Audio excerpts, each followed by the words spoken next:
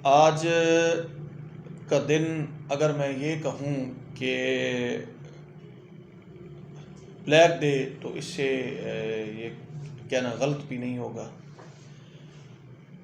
हमारे बहुत से हमारे मुसलमान भाई और हमारे दोस्त अहले वतन मरी के अंदर इन मुश्किलात में फंसे हुए हैं और अल्लाह ताला उनकी मदद फरमाए, अल्लाह ताला उनका हामी नासिर हो। ये सारी मामलात, मुश्किलात अल्लाह की तरफ से एक इम्तिहान होता है जो इंसान के ऊपर आते हैं। उन्हीं इम्तिहानों में से एक इम्तिहान हमारे शहर तलगंग के नवाही गांव दुदयाल में हमारे एक बड़े अच्छे शख्स ASI नवीद साहब, उनकी फैमिली पर भी वो इम्तिहान आया और गुज़र गया।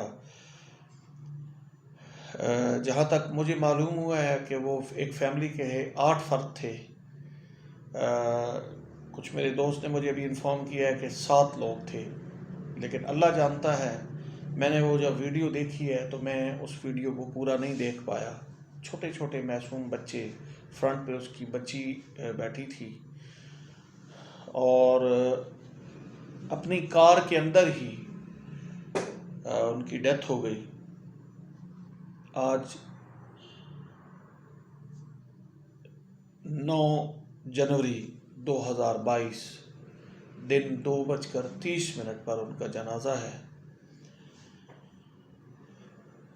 आज वो जो रिक्कत आमेज़ मनाजिर हैं या वो जो चीज़ें हैं जो सामने, ज़ाहिर है हम खुद बहन बेटियों वाले हैं, बच्चों वाले हैं। जब उन बच्चों का चेहरा देखा तो ज़ाहिर है मुझसे भी नहीं रहा गया। मुख्तलिफ़ लोगों की मुख्तलिफ़ राय होती हैं। कुछ लोग ये कहते हैं कि वो ये कर लेते तो ये हो जाता, ये कर लेते तो ये हो जाता। तकदीर ने जो लिखा था वो तो नहीं टल सकता था ना। वो कोई आदमी नायल नहीं था, वो कम अकल नहीं था, वो कोई जानबूझ के उस बंदे ने अपनी पूरी फैमिली को मौत के घाट नहीं उतारा, कुछ भी नहीं था। लेकिन एक तकदीर लिखी हुई थी। उस तकदीर के अंदर राउंड अबाउट 19 लोग जो है वो इस सानेहा के अंदर 19 लोग उनकी डेथ हुई है। और मैं ये समझता हूँ कि मेरी तमाम दोस्तों से गुजारिश भी है कि इन मौसमी हालात में जो है वो अपने घरों से ना निकलें और अब स्पेशली फैमिलीज़ के साथ बिल्कुल भी नहीं। अगर कोई एमरजेंसी होती है तो ज़रूर जाएं, लेकिन बहुत एहतियात से। मैं अपना एक पर्सनल एक्सपीरियंस भी इन्हीं दिनों का आपके साथ शेयर करना चाह रहा हूँ। हमारे कॉलेज का एक ट्रिप किया था जिसकी वीडियोस इससे पहले ऑलरेडी आप देख चुके होंगे। उसमें मुझे एक पर्सनल एक्सपीरियंस ये हुआ कि जब हम खानसपुर से निकल रहे थे तो हल्की हल्की स्नोफॉल शुरू हो गई थी। ज़ाहिर है बच्चे थे, उन्होंने, मुझे तो मौके की उस वक्त की नज़ाकत का पता था। मैंने फ़ौरन कहा, मैंने कहा कि यार निकलने वाली करें, क्योंकि इन हालात में कोई पता नहीं होता कि क्या हो जाए। हमारे नथिया गली वाले रोड को टच करने से पहले ही स्नोफॉल इतनी तेज़ी से स्टार्ट थी कि राउंड अबाउट तकरीबन 3 से 4 फुट के करीब वो बर्फ़ जो है वो पड़ चुकी थी। और गलबन आप इस वीडियो में अभी ये देख भी रहे होंगे और मेरी दोस्त से गुजारिश है कि वो साथ स्क्रीन पे वो आपको चीज़ ये दिखाएं भी कि किस तरीके से हमारी वो गाड़ी जो है और कितनी मुश्किल से वो गाड़ी जो है हमारी उतर रही थी और कितनी मुश्किल से हम वहाँ बर्फ़ से वो सिपरी। स्पेशली मैंने उसमें ये एक एक्सपीरियंस ये लिया है कि एक तो शीशे बंद करके हीटर बिल्कुल भी ना चलाएं। एक तो हीटर जो है ये खामोश मौत है। ये इतनी कार्बन डाइऑक्साइड गैसेस खारिज करता है कि आपको समझ नहीं लगती और इतनी जहरीली गैसेस होती हैं कि जिसके बायस अगर आपकी अंदर का जो गाड़ी के अंदर का इन्वायरमेंट्स है या अंदर का जो सिचुएशन है उसमें से अगर वो अंदर की हवा खारिज नहीं होती बाहर, तो वो आप ये समझ लें कि आपका बचना बहुत मुश्किल है। और स्पेशली मेरी ये गुजारिश है कि हीटर ज़रूर यूज़ करें, ज़ाहिर है ठंड है, बच्चे होते हैं साथ, लेकिन आप अपना ड्राइविंग साइड वाला या दूसरी साइड वाला जो शीशा है उसको थोड़ा सा डाउन करके रखें। उस डाउन करने में ये होगा कि बाहर से जो हवा आएगी वो उसका और अंदर की हवा का अखराज उस शीशे के ज़रिए जो खुला होगा वहाँ से मुमकिन बन सकेगा।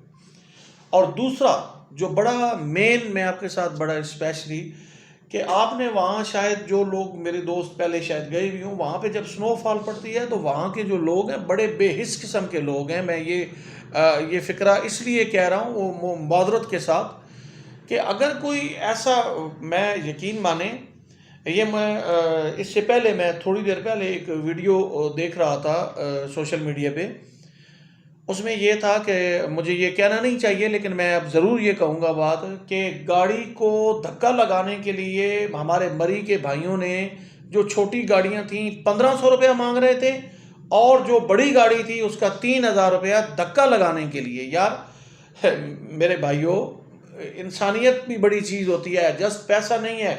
और उस दिन वाला एक्सपीरियंस जिस दिन हम खानसपुर से वापस आ रहे थे, मैं आपको ये चीज़ बावर कराना चाहूँगा कि जो चैन लगाने वाले लोग हैं हमारे भाई, जो गाड़ियों के टायरों पे चैन लगाते हैं, वो एक गाड़ी का 5000 भी रिक्वायर्ड कर रहे थे और पर टायर 2000 भी रिक्वायर्ड कर रहे थे। जिंदगी से आगे तो कोई चीज़ नहीं होती। अगर जाहिर है लोग लगवा रहे थे, सारा कुछ था, हमारे पास एक रस्सा पड़ा था पीछे गाड़ी के अंदर, तो उसको काट के हमने टायरों के ऊपर बांधा और उससे हम अपनी कार को नीचे उतार के लाए। लेकिन बड़ी मुश्किलात और बड़ी उस मुसीबत का सामना हमें करना पड़ा। मैं एक तो अपने भाइयों से ये शेयर करना चाहूँगा कि एक तो अगर पहली बात है कि ऐसे मौसम में ना जाएं, लेकिन अगर आप जाते हैं तो दो चीज़ें बहुत ज़रूरी। एक तो हीटर्स को बंद शीशे करके बिल्कुल भी ना चलाएं। आप हीटर्स का जो ब्लोअर है उसको पाँव की साइड पे रखें, डायरेक्टली आपको चेहरे के ऊपर वो ना पड़े। आपने गाड़ी को गर्म ही करना है ना, आपने कोई ये तो नहीं है कि वो मतलब आप उस चेहरे के ऊपर फेंकेंगे तो आपका चेहरा गर्म होगा तो उससे क्या फ़ायदा होना है। एक तो ये, दूसरा ये है कि अपने साथ चैन लाजमी लेके जाएं, चैन लेकर जाएं। और वो टायरों पे जब तक आप नहीं चढ़ाएंगे गाड़ी स्नोफॉल में आपकी नहीं चल सकती बिल्कुल भी, और आप किसी बड़े हादसे से दो चार हो जाएंगे। आज मैं बड़े ये अफसोस के साथ ये जो मेरे अल्फाज में मैं कर गया वो इसलिए कि हमारे भाई नवीद साहब जो जिनकी डेथ हुई है, हम उनके गम में तहे दिल से शामिल हैं। और मेरे तमाम फैमिलीज़ के लोग, हम तमाम लोग, मेरा पूरा इदारा Bravo cadet school and college उनके गम के अंदर शरीक हैं हम। और हम तमाम लोग जो है उनके जनाजे में भी शिरकत के लिए ज़रूर जाएंगे। और ये है कि हमारी ये कोशिश भी है कि जो उनके अजीज़ व अकारिब हैं उनके साथ ये मामलात डिस्कस न करें, क्योंकि जिस साने से वो गुज़र चुके हैं। और मेरी आप लोगों से भी गुजारिश है कि इस साने को दोबारा वहाँ, मैंने देखा है अभी मैं थोड़ी देर पहले घर से अपने ऑफिस की तरफ आ रहा था तो 10 बंदों ने मुझसे, यार वो हमारे तलगंग का जो पुलिस वाला बंदा था, यार वो देखें जी वो ना जाता, वो ये करता, वो यो, मतलब 1000 लोगों की बातें। लेकिन जहाँ नुकसान हो गया है वो नुकसान कैसे पूरा होगा। जिस बंदे के घर से 7 जनाजे इकट्ठे निकलेंगे उसके बाकी घर वालों के अजीज़ो अकारिब पे क्या गुजरेगी, इसका भी कोई एहसास है किसी को या कोई नहीं। कोई कह रहा है हुकूमत की नाअहली है, कोई कह रहा है उस बंदे की अपनी गलती है। यार मेरे भाइयों, हुकूमत की नाअहली है, क्या हुकूमत वहाँ मौजूद थी? क्या हुकूमती एहलकारों को पता था कि ये हादसा होना है? क्या उस बंदे की गलती है? कह रहे हैं उस बंदे की गलती है। क्या उस बंदे को पता था कि मैंने वहाँ जाके ये नुकसान करना है? मेरे भाइयों, अपनी औलाद को एक कांटा भी चुभ जाए ना तो वालिद और वालिदैन बर्दाश्त नहीं कर सकते। आपके कोई किस तरह अपनी आंखों के सामने अपने 4-5 बच्चे जो मासूम बिल्कुल छोटे छोटे, उनको मौत की आगोश में जाते देख सकता है? या कोई ये सोच सकता है कि मैं अपनी आंखों के सामने अपने बेटों को जो है और अपने मेरी पूरी फैमिली जो है वो मौत की आगोश में चली जाए? किस हद तक उस बंदे ने कोशिश की होगी ये आप सोच भी नहीं सकते। उसने ये भी किया होगा कि मैं चला जाऊं लेकिन ये लोग बच जाएं। लेकिन आज हमारे अंदर एहसास, हमारे अंदर इंसानियत, वो सारी की सारी मर चुकी है। हम इस काबिल ही नहीं है हम लोग कि हम किसी के दर्द को, किसी के एहसास को महसूस कर सकें।